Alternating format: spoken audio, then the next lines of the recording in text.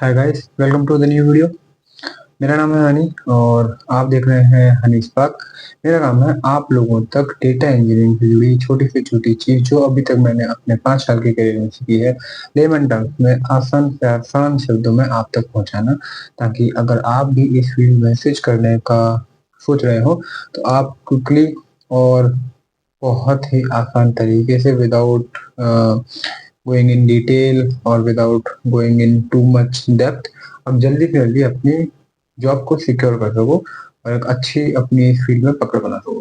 ठीक है, आज की इस वीडियो में हम डिस्कस करने वाले हैं कि हम जेडीबीसी कनेक्शंस को कैसे क्रिएट करते हैं डेटा ब्रिक्स के ऊपर। अगर आप लोगों को पता है कि जेडीबीसी कनेक्शंस क्या होते हैं, बहुत अच्छी बात है। बट अगर इन केस आपको नहीं पता है और जेडीबीसी कनेक्शन से क्या क्या यूटिलाइजेशन हो सकते हैं, तो ये वीडियो आपके लिए ही है। लास्ट वीडियो में हमने डिस्कस करा था डेटाब्रिक्स का पूरा यूजर इंटरफेस, क्या क्या डेटाब्रिक्स में चीजें होती हैं, सीक्वल वगैरह, उसका वर्कस्पेस वगैरह।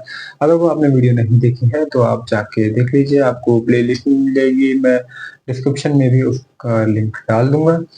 अगर आपने वो वीडियो देख ली है तो ये वीडियो आपके लिए ही है। आज की वीडियो को शुरू करने से पहले अगर आपको वीडियो अच्छी लगे तो इसको कर दीजिएगा और चैनल सब्सक्राइब कर दीजिएगा अगर आपने चैनल सब्सक्राइब नहीं किया है। Okay, let's start.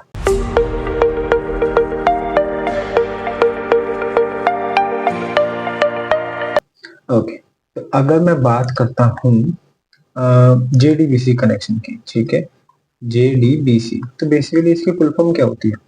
ये बेसिकली कुछ नहीं है, जावा डेटाबेस, ठीक है, जावा डेटाबेस कनेक्शन। ठीक, ये तो इसकी हो गई फुल फॉर्म। अब फुल फॉर्म को साइड में हटाकर अगर मैं बात करूं कि इसको हम यूज क्यों करते हैं और क्यों ये हर डेटा इंजीनियर को पता होना चाहिए, तो उसका रीजन है कि हमारे पास, हम ऐसा तो नहीं है कि डेटाब्रिक्स से ही हम सारी चीजें करने वाले हैं। डेटाब्रिक्स बेसिकली हमें वो चीजें लाइक प्रोवाइड करा है जिससे हम ट्रांसफॉर्मेशन, ठीक है, और अपना ऑर्केस्ट्रेशन मेंटेन कर सकते हैं। ठीक है, ये सब हम चीजें कर सकते हैं।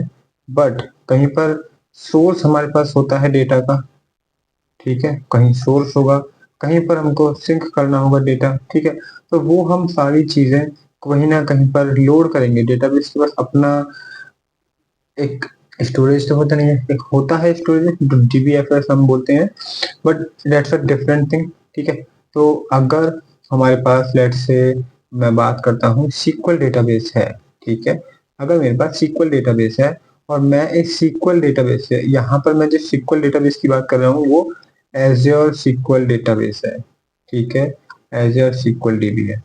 तो अगर मैं यहाँ पर अपने एज़्योर सीक्वल डीबी से डेटा ब्रिक्स को, ठीक है, डेटा ब्रिक्स को मैं कनेक्ट करना चाहता हूँ, तो यहाँ पर मेरी हेल्प करने वाला है जेडीबीसी। ठीक है, यहीं पर मेरा रोल प्ले करेगा जेडीबीसी। बेसिकली जेडीबीसी क्या है?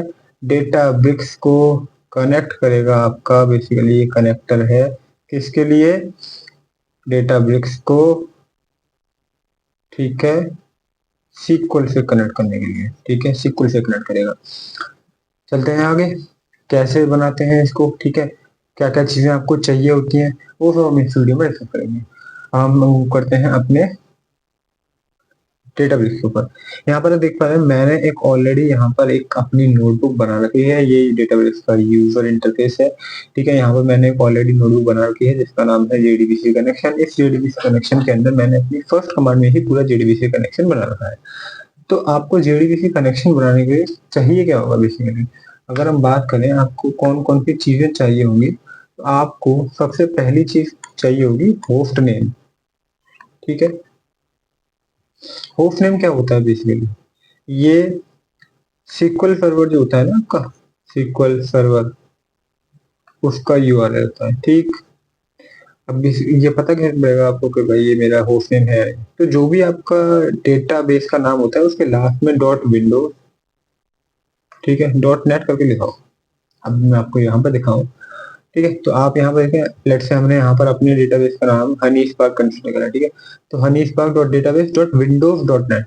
ये विंडोज डॉट नेट जो आप देख पा रहे हैं, यहीं से हमें क्लियर हो गया कि ये मेरा डेटा ये इसका होस्ट नेम है, ठीक है। अब उसके बाद सेकंड थिंग आपके पास क्या चाहिए होगी, सेकंड थिंग आपको चाहिए होगी डेटाबेस का नाम। लास्ट वीडियो में हमने डिस्कस करा था कि एक सीक्वल सर्वर के अंदर, ठीक है, मल्टीपल डीबी हो सकते हैं, DB1, DB2, DB3, ठीक है, ये हमें पता था। तो किस डेटाबेस से हमें कनेक्ट करना है उसका नाम भी हमें देना होगा, ठीक। तीसरी चीज अगर मैं यहाँ पर बात करूं तो वो हमें चाहिए पोर्ट, ठीक है। अब ये चीज यहाँ पर समझने वाली है, पोर्ट बेसिकली कुछ नहीं है, ठीक है।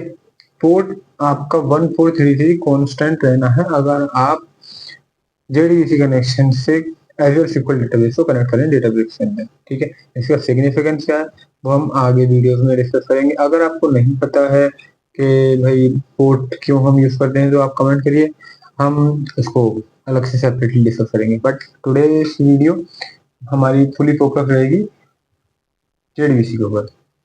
इसके बाद आपको चाहिए क्या होगा, आपके पास आ गया है होस्ट नेम, डेटाबेस और पोर्ट। अब इन तीनों चीजों को बनाने के बाद आपको क्या बनाना होगा, JDBC URL, ठीक है। यही है आपका सबसे मेन पॉइंट, JDBC URL।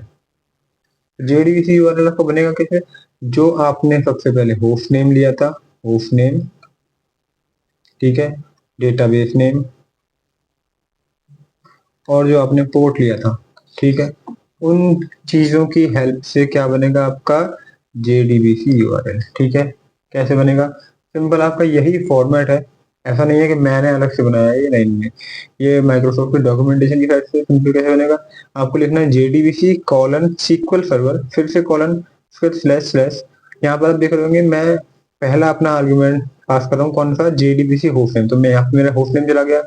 उसके बाद मेरा चला जाएगा यहाँ पर, उसके बाद पोर्ट, ठीक है, JDBC होस्ट नेम के बाद कॉलन, फिर पोर्ट, पोर्ट के बाद सेमीकॉलन, सेमीकॉलन के बाद डेटाबेस इक्वल टू वो डेटाबेस का नाम जिससे मैं कनेक्ट करना चाह रहा हूँ, ठीक है। ये मेरा बन गया JDBC URL।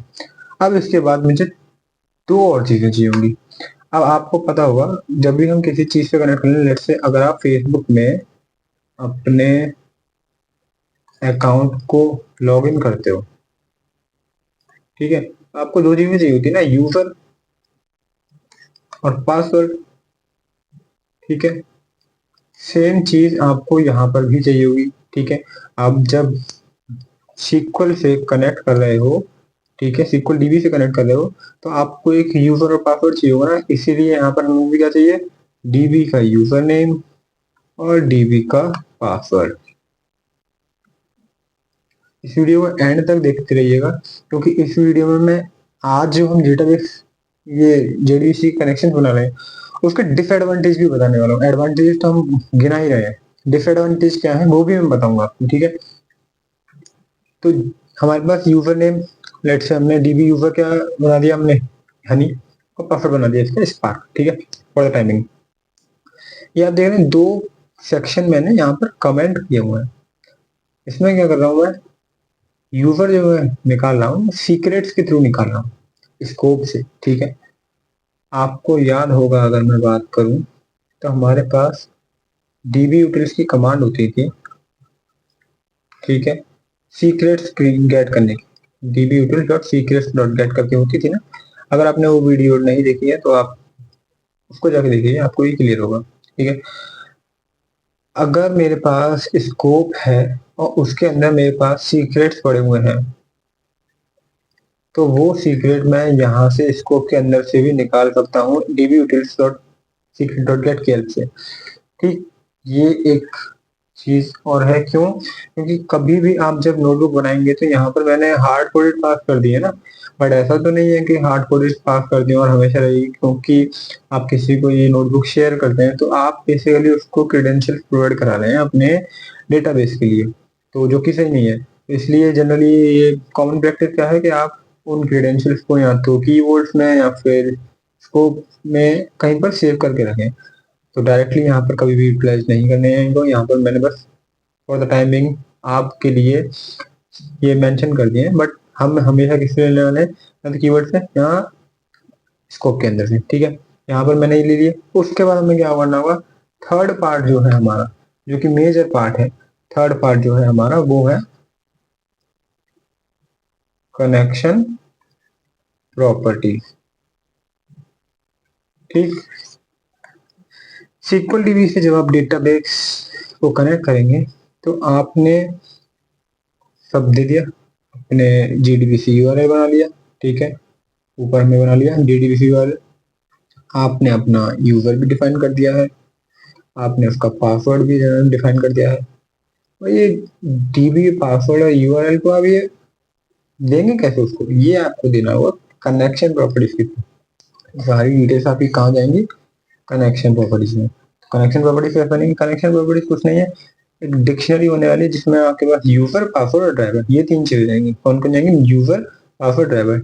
यूजर कहाँ से आ गया, ऊपर आपने निकाला था, पासवर्ड ऊपर भी आपने डिक्लेयर किया था। ड्राइवर कुछ नहीं है, ये ऑलरेडी एक प्रीडिफाइंड फॉर्मेट है, ड्राइवर कॉलन, उसके बाद ये com.microsoft.sqlserver.jdbc SQL सर्वर ड्राइवर, ये हार्ड कोड आपको करना है। अब इसके बाद अगर आप इसको रन करेंगे कमांड को, ये आपकी JDBC के कनेक्शन को क्रिएट कर देगी। ठीक, अब चीज आती है, अगर आपका ये कनेक्शन बन गया है, लेट्स से आपका कनेक्शन जो आपने बनाया था ये, ठीक है, इस्टेब्लिश्ड हो गया है, ठीक, तो अब इस कनेक्शन को आपको फाइल रीड करने के लिए, फाइल से मेरा मतलब है यहाँ पर आप अगर चाहते हैं कि आप टेबल्स को जो कि आपके SQL में पड़ी हुई हैं या व्यू को, ठीक है, आप रीड करो, तो कैसे करो, या फिर आप अगर SQL में राइट करना चाहते हो, ठीक है, किसी एक पर्टिकुलर टेबल के ऊपर, ठीक है, तो कैसे करोगे, ये भी आज हम इस वीडियो में डिस्कस करेंगे।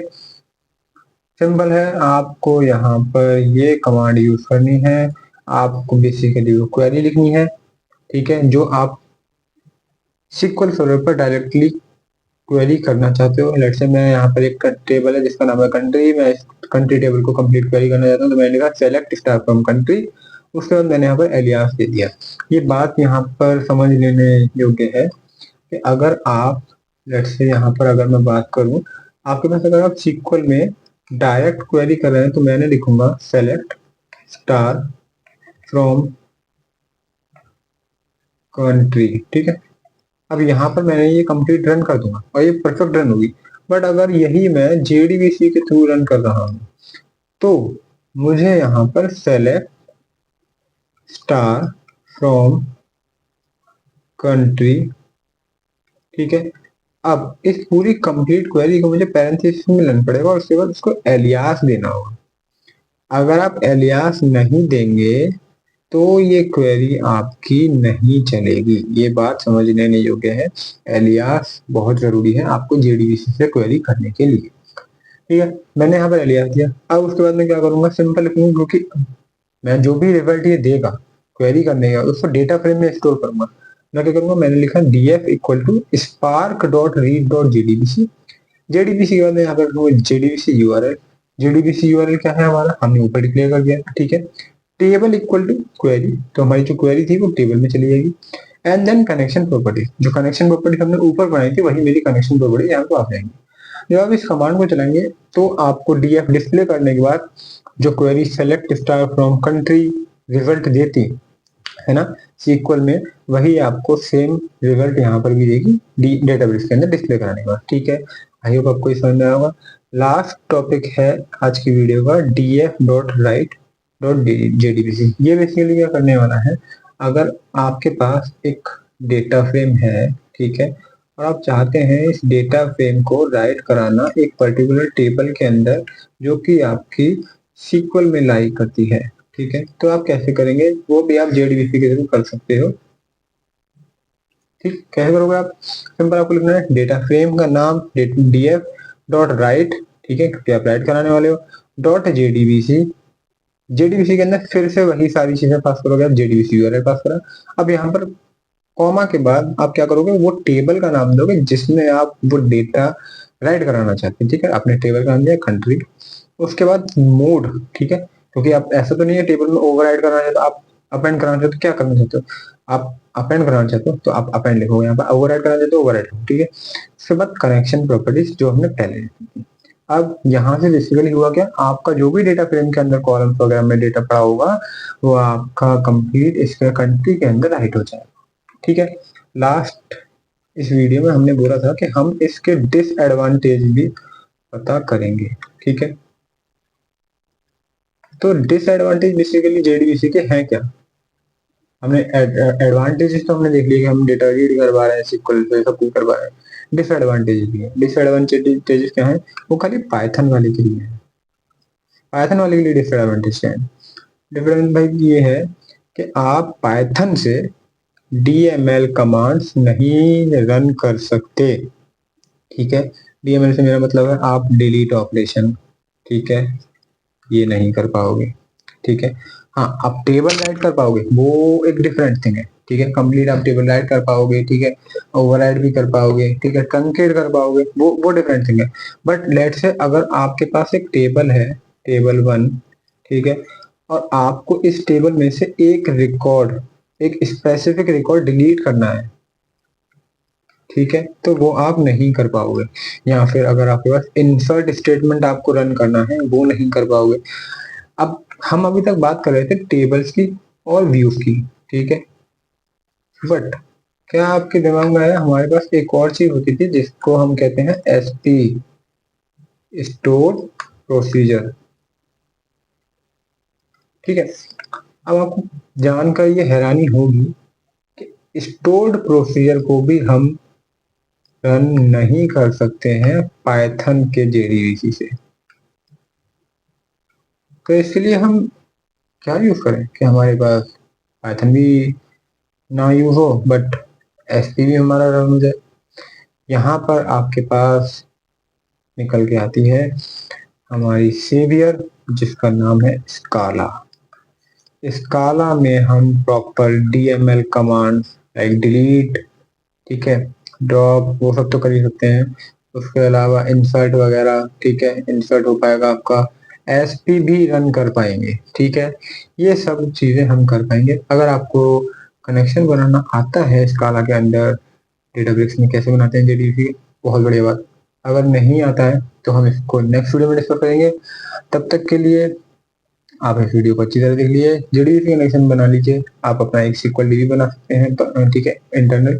उसको आप डेटाबेस के कम्युनिटी एडिशन से आप ज्वाइन कर सकते हैं। जेडीबीसी के थ्रू आप अपने टेस्टिंग वगैरह कर सकते हैं। कम्युनिटी एडिशन कैसे नहीं बनाते हैं, कैसे बनाते हैं, वो सब आपको पता नहीं है, आप पुरानी वाली वीडियो को जाकर देख सकते हैं, वहाँ पे आपको सब कुछ मिल जाएगा, ठीक है। तो आई होप आपको वीडियो अच्छी लगी होगी। वीडियो अच्छी लगी हो तो इसको लाइक कर दीजिए।